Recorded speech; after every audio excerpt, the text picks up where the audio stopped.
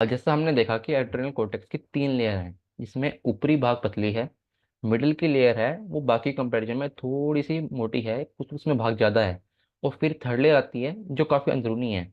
अब यहाँ पे फिर से देखिए एक बार समझने के लिए कि पहली लेयर जो दिखा रखी है यहाँ पे मिडिल कोर्टिकॉइड्स यानी कि 2 ADR, ये 2 ADR का पार्ट हो गया। फिर आया अंदर का पार्ट, ये थोड़ा सा मोटा है, ये है जोना फेसिकुलाटा, कोर्टिसोल यानी कि 6 ADR 8 ADR 10 ADR का पार्ट। फिर आया जोना रेटिकुलरिस, फिर अंदर मेडुला है, मेडुला को अक्साने के लिए फिर स्वेट दिया। अब यहाँ से आप समझो कि आपने समझ लिया कि क्यों 2 ADR दिया, क्यों 6 ADR दिया, क्यों 10 ADR दिया। क्योंकि वो लेयर्स हैं, जितना लेयर अंदर है उसको उकसाने के लिए उतना ज़्यादा रबिंग की हमने। इसका आपको अगर आप पेन पॉइंट देखेंगे कि गुरुजी ने जैसे पेन पॉइंट दिखा बनाए हैं, पेन का जो आइसलेट्स ऑफ लैंगरहैंस है जो एंडोक्राइन पार्ट है, उसमें तीन तरह की सेल्स हैं। इसमें एक कॉमन सेंस गुरुजी का लगाया हुआ है कि पीटा सेल्स की मात्रा ज़्यादा है पेन में, तो 60% मात्रा है तो उसको स्टिमुलेशन ज़्यादा चाहिए। अल्फा सेल्स यानी कि आपका 4 पैन ग्लूकागोन, उसकी मात्रा थोड़ी सी कम है, उसको कम स्टिमुलेशन देंगे।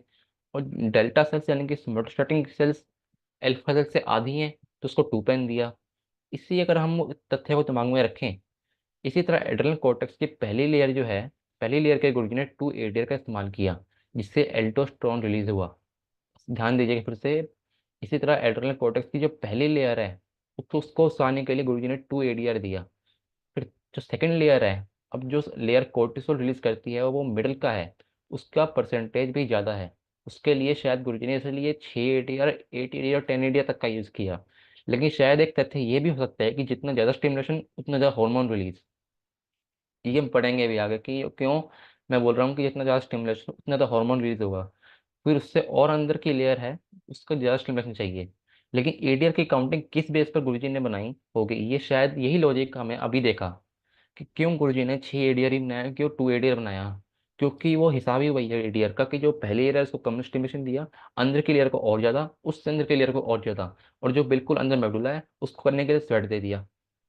यही इसका लॉजिक है पूरा एडीआर का।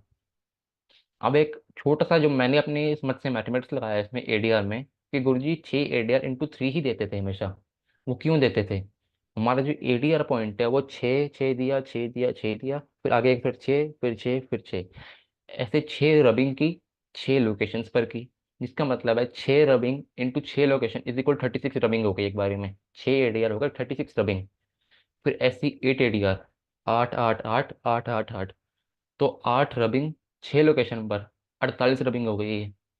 फिर आ गया 10 ADR, 10 ADR 10 रबिंग, 10 10 10, फिर 10 फिर से 10 फिर से 10 रबिंग 6 लोकेशंस पर, 10 rubs × 6 location is equal to 60 rubs. तो इस हिसाब से अगर आप देखो तो 6 ADR × 3 का मतलब हुआ 36 जमा 36 जमा 36, माने एक एक मिनट के गैप पर। तो वही 108 रबिंग हो गई। 8 ADR × 2 हुआ, वो 48 + 48 हुआ, तो 96 रबिंग हो गई है। और 10 ADR तो 60 रब हो गए एकदम से। तो मेरा ये कहने का मतलब क्या है कि हम क्यों बोलते हैं कि माइल्ड पे चलो आपके 6 ADR से ज़्यादा हमने × 3 से ज़्यादा कभी यूज़ नहीं किया हमने, ना 8 ADR × 2 से ज़्यादा कभी यूज़ किया है। तो कहने का मतलब यही है मेरा कि अगर आप इनकी कंपैरिजन करो कि क्यों गुरुजी ने कहा कि 6 ADR × 3 से ज़्यादा नहीं देना, 8 ADR × 2 से ज़्यादा नहीं देना, और 10 ADR तो हम ज़्यादा एक बार दिए जाते हैं आजकल। तो इसका लॉजिक मेरे हिसाब से तो ये निकला है कि इसका लॉजिक यही हो सकता है कि इसमें रबिंग का हिसाब है, कि जितना रबिंग करते हैं उतना स्टिमुलेशन होता है, उतना हार्मोन निकलता है, और जितनी हम उसकी पोटेंसी बढ़ाते जाएंगे उतना ज़्यादा हार्मोन रिलीज होगा।